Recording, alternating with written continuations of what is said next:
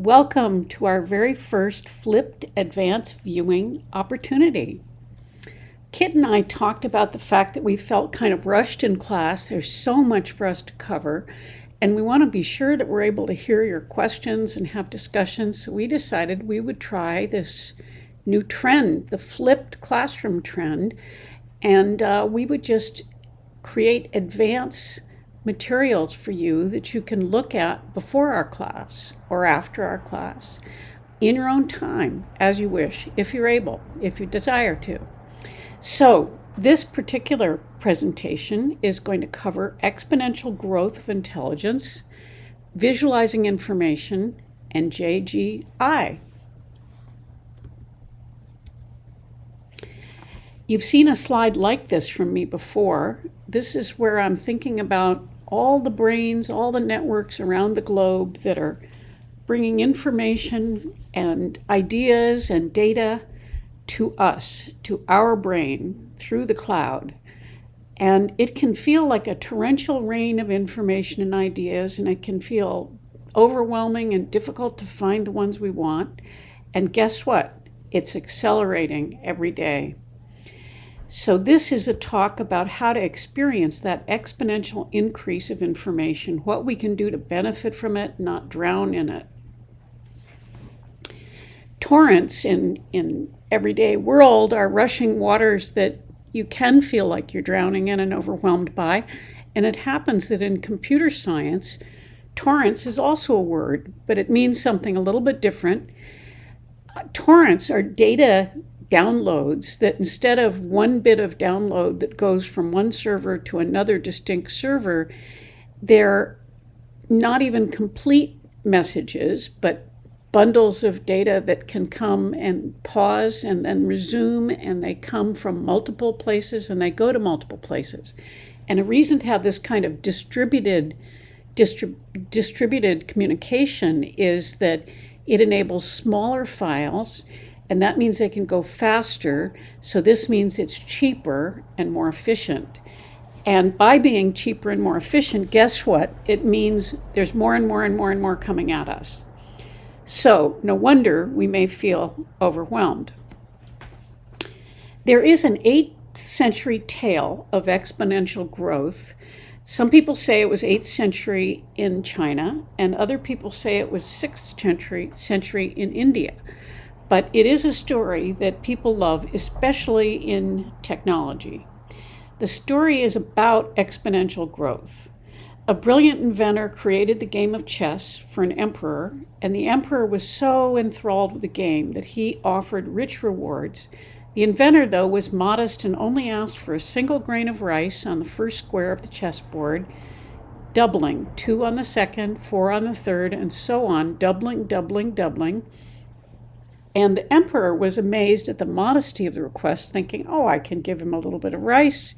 He granted the gift, but he was shocked and bankrupted when he realized that by the 64th square, because of this doubling, which is exponential growth, he would be bankrupted.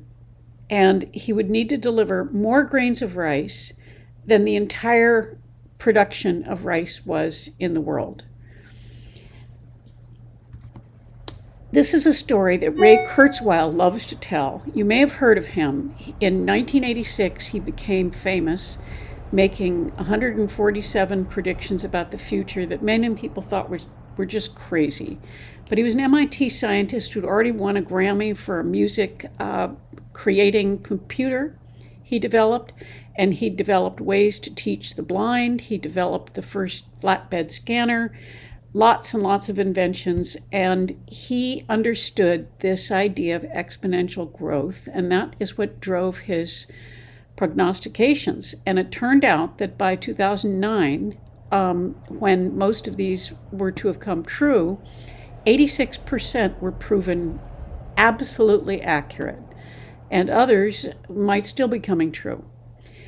So he tells the story of the inventor and the rice, and he tells it because he wants people to understand that technology causes this kind of doubling, and that our whole culture shifts as these things are doubling, and he wants us to be prepared, and he wants us to benefit from it. But he notices that humans are linear by nature, and they often cannot understand exponential growth. So this is a challenge for us, and we need to figure out if we're getting it. And his work came on the shoulders of Moore. And Moore's 1965 law, the Moore's Law, which is very famous, showed that the production of transistors was going to get cheaper, and that every year you could create 2 times as much, doubling, doubling, doubling. So you got the exact same effect as that Rice request that the inventor made. Throughout this little advanced viewing slideshow that I'm showing you, I have links for you to come back to. So I'm doing a video of this tonight and sending it to you as a video, but I'm also going to send it to you as Google Slides so that you can save it with your own name on it and annotate it and go through and click these. She describes Moore's Law in a really wonderful short way. I think you'll enjoy it. Exponential growth supports artificial intelligence. There are people who claim Moore's Law is dead, it's not accelerating anymore, but yet scientists, for the most part, believe Moore's Law is going on, and it's joined by acceleration from other sides, and that artificial intelligence is ready to explode. Some people don't think it is because they kind of think of artificial intelligence as a rare, advanced thing. They don't realize that the telephone that they carry around themselves actually has artificial intelligence that is being trained unwittingly by us sometimes, and sometimes wittingly by us. How does this all affect us? The changes in our media environment, our businesses, government, and services are all affected by these accelerating changes. Just in the last year, as I've gotten medical care and tests, I've found the sharing of the MRI results are done in a different way than they used to be. COVID caused many things to accelerate further in technology, so that now you could have telemedicine meetings with your doctor, and the doctor immediately had results from the lab that they had. Everything was faster and better. This is happening in many ways, and if we don't know to imagine what we might be able to get, we might miss out on things that would help us. Ray Kurzweil talks to us about our iPhones. Our iPhones are 1 billion times more powerful than the computers that filled a room in 1970 at MIT where he was working. Artificial intelligence is the theory and development of computer systems able to perform tasks that normally require, or used to normally require, human intelligence, such as visual perception, speech recognition, decision-making, and translation between languages. Our iPhones perform such tasks for us at our direction right now. You're doing it, I'm doing it, we're doing more and more. And as we go through this course, we're learning more things that we can do. I've found that the talks that Kurzweil has given through the years are full of interesting understanding. So here are 2 talks for you. One, he was at Supernova in 2018, and another one on the future of artificial intelligence in 2019. He notes that 2 million years ago, actually human skulls enlarged to give room for additional neocortex, and that enabled natural language. So he notes today the linkage that we have with our iPhone to the cloud are actually brain extenders for us. And if we realize that our iPhone makes itself smarter and our interaction with it makes it smarter, the smartphone is an artificial intelligence instrument. And none of us could live without these brain extenders right now. So people would say, well, that iPhone's not in your brain, and they're worried somebody's going to implant this at a later time. And in fact, the brain cortex has already been backward engineered, and the neocortex they are now working on. And if they can do that, there may be things they can do that enhance our thinking. But this isn't something for us to necessarily be afraid of. This is something for us to think about. How can good humans drive things that make living better, that make thinking better, that extend our lifespan and make our lifespan more vigorous and interesting. So the question is, how are we going to engage with artificial intelligence? Another interesting development is the look at what's happening through not just the doubling effect of the transmission of data, but multiple factors that are results. Digitalization of everything. Everything is going digital. Deception, which is at first people think that something's new is not making it, but that's a deception. It's because at the early stages of this growth, it looks like linear growth. It doesn't look exponential until it starts to go up the S-curve. So they're deceived. We think that some ideas aren't any good. We don't follow them, but they actually can grow. Disruption. We see that some businesses, some products, some practices fall totally out of use because of new things that come about. We don't have so many of those princess phones at home anymore. Demonetization. We see that some things that used to cost a lot of money suddenly are free. They might be not really free. We're paying by watching ads or whatever. But the whole idea of changing the way the monetization works is part of what's happening. Dematerialization, the disappearing of things that we used to need. And democratization. Here, years ago, we would never be able to get information the way that we do. We couldn't translate a page without paying thousands of dollars. I was building a website in 1998. It cost over $1 million. Now I can get the code to build websites for free. So things now are available to people that were never available before. In thinking about how to survive and thrive in this exponential growth of information, it appears to me that we should look at it from three standpoints. The device. Our smartphone is millions of times more powerful than the Apollo 11 guidance computers. What are we going to do with that smartphone? Software. We can choose the best platform, the best operating system, the best apps for us. We need to do this as individuals to see what is best for us. What do we want to do and what's best? We're going to be spending time on how to choose some of those things in the next meeting on Tuesday, and then subsequent meetings as well. Strategy. What can we do to move our minds? What can we do to change our minds, grow our minds? And what can we do to change our habits? How can we move from analog, where you look at, well, here's one idea, oh, that's like this other idea, one for one. How do we look at actually creating an algorithm in our own brain, which sounds like an advanced thing, but actually, if we just think about what is the category I'm looking at? How does what I'm thinking apply to another group of things? Can I classify it? Can I tag it? That's a way we can move toward being digital. We can get more done. We can master more information. We don't have to get lost in the detail because we can see the overall organization. So I look at it as device, software, strategy. Within the strategy area, if we can look to the mavens who can tell us the best way to do this, the best way to do that, and if we can look at things like visual representation of data, who does it best, how can we follow? In this presentation, as I told you, we have links for you to go back and listen to. I made a video for you about visuals telling the data story. And so if you go back to the slides, you can click that. I made it just for you.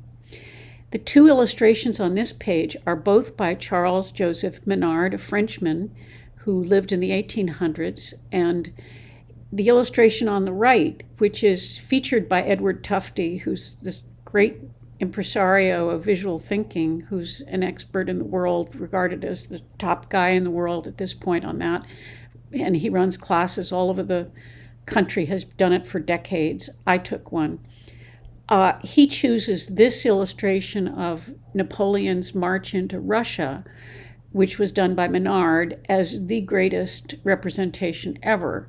And when it's big enough and you can look at it, you can see that he's taking into account the geography of the march, the size of the force, the rate of death, expenses, and time. All of this charted in one place.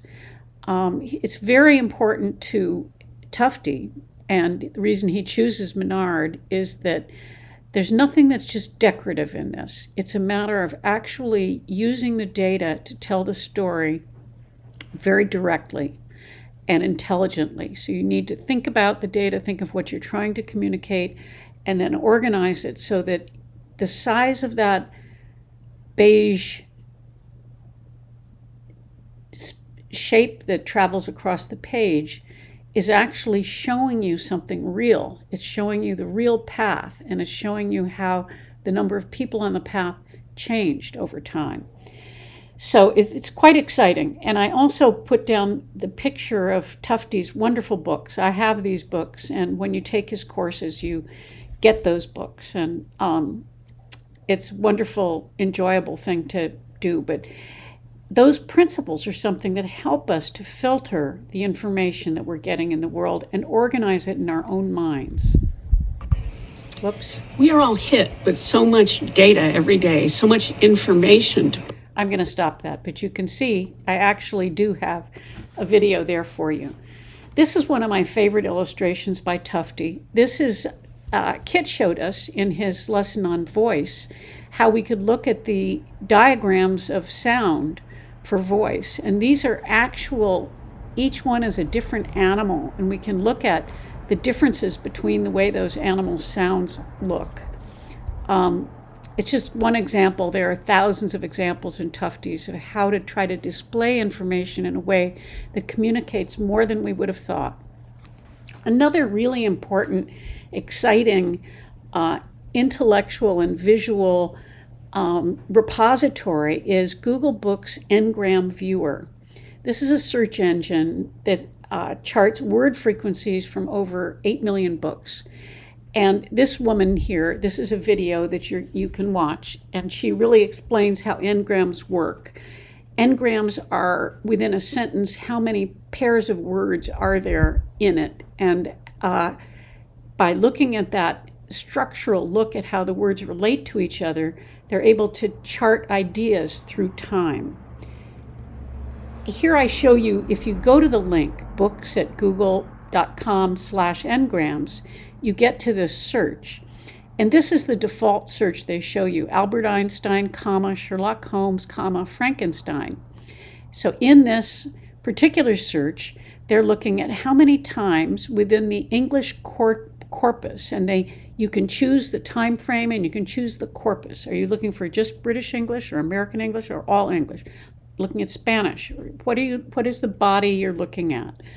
And within the English corpus, these are the frequency of mentions of these different personages. You can see how they change through time. Sherlock Holmes was more mentioned. Now Frankenstein is greater. Albert Einstein was ahead. Now Albert Einstein is below. But you can do your own searches, and you start to get smart about how to write the searches. If they're just going to be 3 terms like these men's names, you use commas. But if you want to get more sophisticated, go and look at this link for search term guidance. And I'll show you on the next page a little example. This is a search I did, and by using just commas, mobile phones, iPhones, smartphones, cell phones, telephones, computers, I wanted to see what is the amount of mentions. And this can start as early as 1600, but on many of the searches, of course, it doesn't apply. So sometimes the search will start later, and this is starting in the late 1800s. And some of the searches are able to go up to 2019. Others, they only have data through 2009.